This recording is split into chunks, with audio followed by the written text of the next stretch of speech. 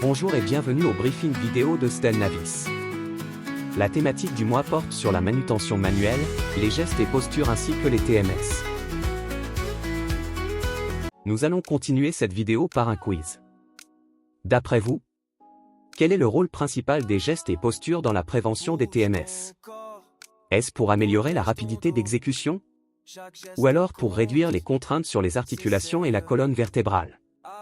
Ou pour supprimer l'utilisation des équipements de protection individuelle? Ou sinon pour augmenter la force musculaire? Je vous laisse 5 secondes pour répondre. Si vous avez besoin de plus de temps, faites une pause sur la vidéo. Bouge bien, porte bien. Réponse B.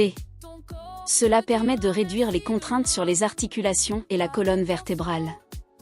Adopter des gestes et postures adaptés permet de limiter les contraintes mécaniques sur le corps, réduisant ainsi le risque de troubles musculo-squelettiques.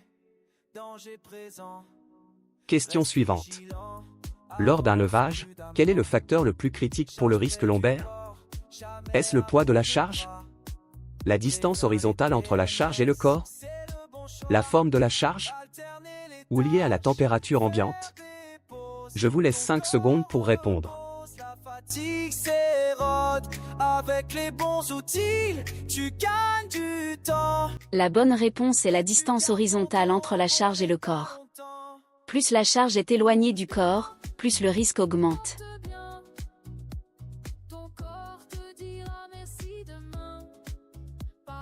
Troisième question. Si une charge doit être déplacée sur 10 mètres, quelle est la meilleure stratégie à adopter? Il faut utiliser un gerbeur ou un chariot de manutention. Ou il faut porter la charge à bout de bras. Sinon on peut faire plusieurs allers-retours avec des charges plus petites. Ou alors en tirant la charge au sol.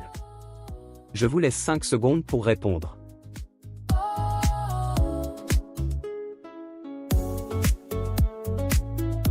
La bonne réponse est de privilégier la manutention mécanique. Nous utilisons des transpalettes et un gerbeur en atelier et ainsi qu'un chariot de manutention pour les tourets pour certains chantiers extérieurs. Il est bien évident que vous ne devez pas porter ou déplacer une charge lourde seule. Quatrième question. Quel est le risque principal d'une rotation du buste avec une charge lourde? Cela augmente la force du dos. Cela réduit la fatigue. Cela augmente la contrainte sur les disques intervertébraux. Ou alors cela améliore la posture. Je vous laisse 5 secondes pour répondre.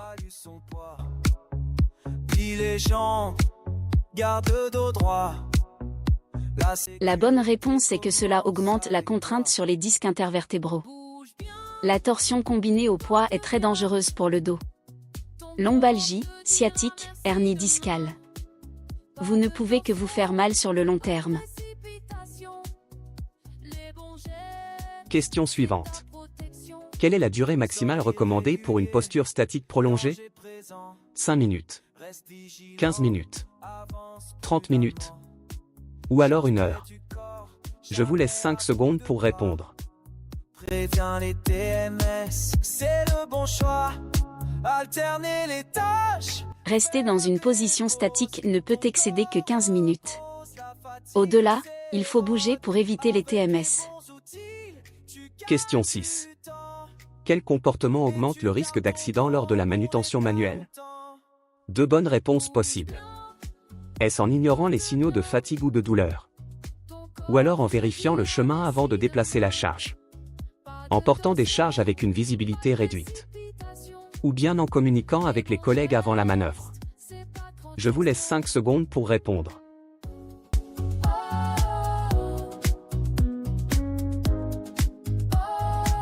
Ignorer les signaux corporels, fatigue, douleur, peut entraîner des blessures graves. Porter des charges qui réduisent la visibilité augmente le risque de chute ou de collision. A l'inverse, vérifier le chemin et communiquer sont des bonnes pratiques qui réduisent les risques. Question 7. Quel est le poids maximal recommandé pour un levage occasionnel par un homme selon l'INRS? Est-ce 15 kg? 25 kg? 30 kg? Ou alors 40 kg? Je vous laisse 5 secondes pour répondre.